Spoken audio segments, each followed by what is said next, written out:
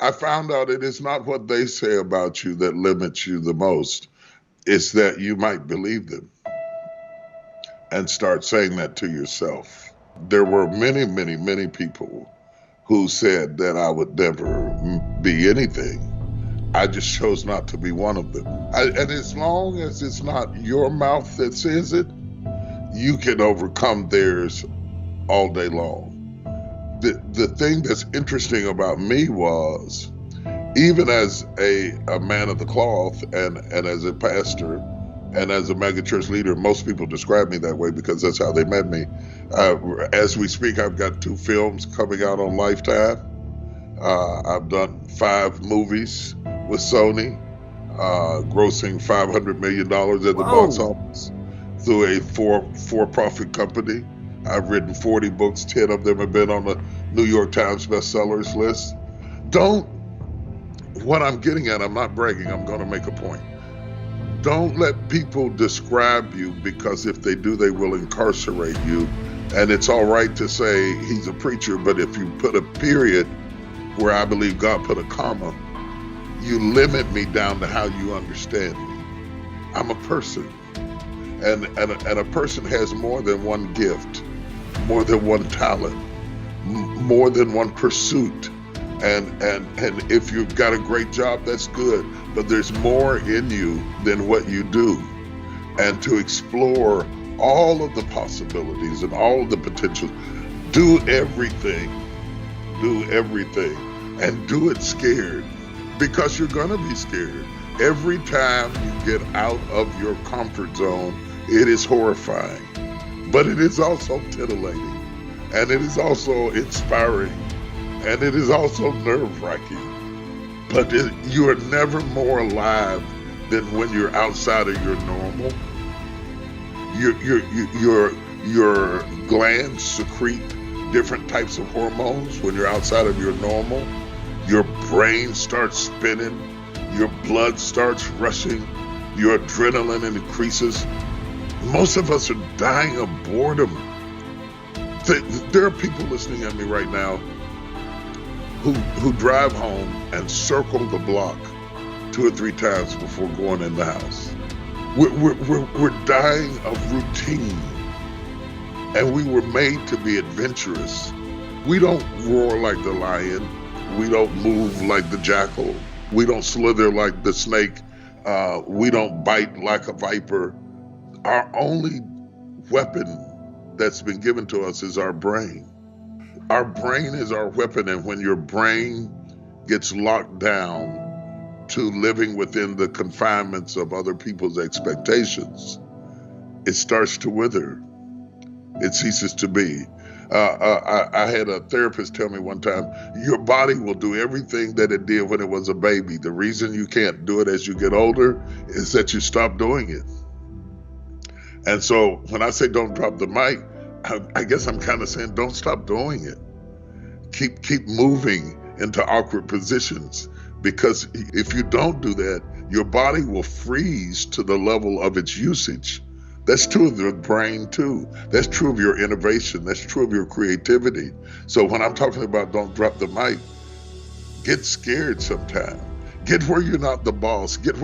Walk into a room where you're not the teacher. Walk into a place where you don't know the rules, because then you become broader and you become more interesting and you become more global and more usable in diverse circumstances and situations. Don't let people limit you to what they think is appropriate for you. Do everything that you are gifted enough to do. Now, there are some things I will never do. I will probably never conduct a symphony. I won't. I made straight A's in music theory and I love music, but I probably will never conduct a symphony. But whatever is in your inventory is all you can produce. First of all, you have to recognize you have a tree and stare at the tree till you look at what it could be. It's much like raising a child. You look at a child and you look what he could be, what she could be. What your responsibility is to take what you have been given and turn it into something that it was not when it was originally handed to you, and to shape that and mold it and sand it and nail it and glue it and put it together and work with it. That's the work of men. It does require an investment. It does require commitment, especially when you come up in an age that everything is controlled by a button. Process sounds hard, but the best things in life require process. And if you run from the process, you alleviate the promise. In order to get to the promise, you have to go through the process. In the process of going through all of that, guess who gets the most? It's not the table or the tree. It's the person who shaped it. Because you say, oh, I didn't know I could do that. Maybe I can make a chair. Maybe I can make an automobile. Without what I'm talking about, we wouldn't have airplanes. We wouldn't have spaceships. We wouldn't have television. We wouldn't be Zooming. We wouldn't be communicating like we're doing right now if somebody hadn't taken what they were given and making something more out of it. Everybody listening at us right now has been given things that if you can either leave them as trees and sit up under them and drink lemonade, or you can say, I could make a house out of this. Our forefathers took trees and built houses and chairs and tables. We cannot be the generation that suddenly says, that sounds hard.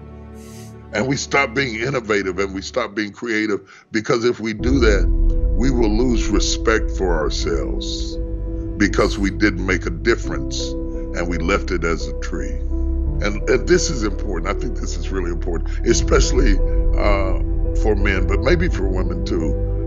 We keep trying to hold on to our last season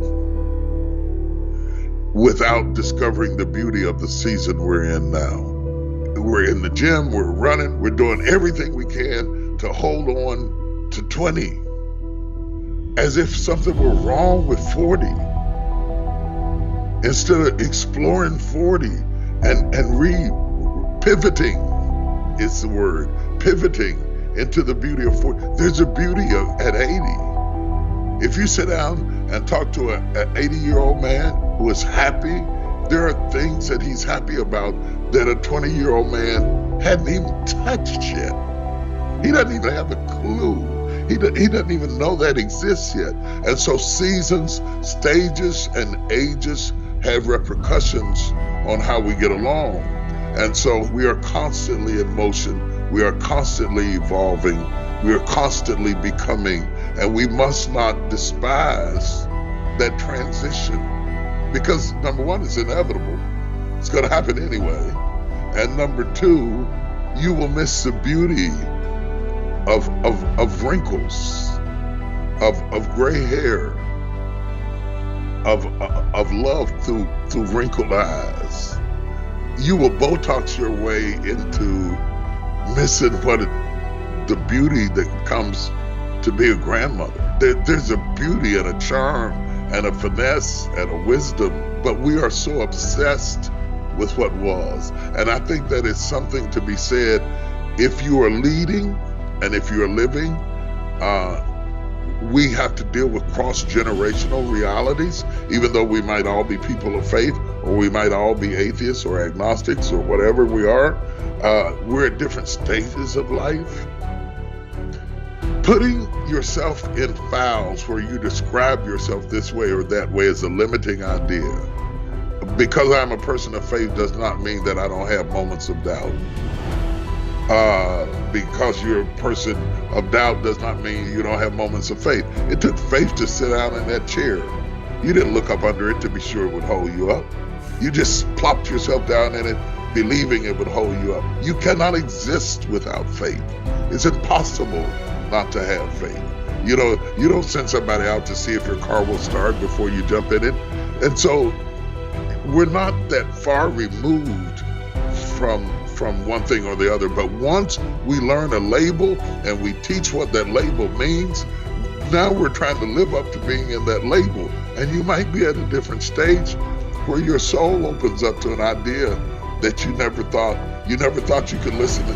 And a black guy from Dallas, who's twice your size, bald-headed, gray-haired, preaching and get something out of it. Keep talking till somebody listens. Keep singing until somebody claps. Keep painting until somebody stares. You have a gift, and don't lock it up inside the convenience of a small group of people.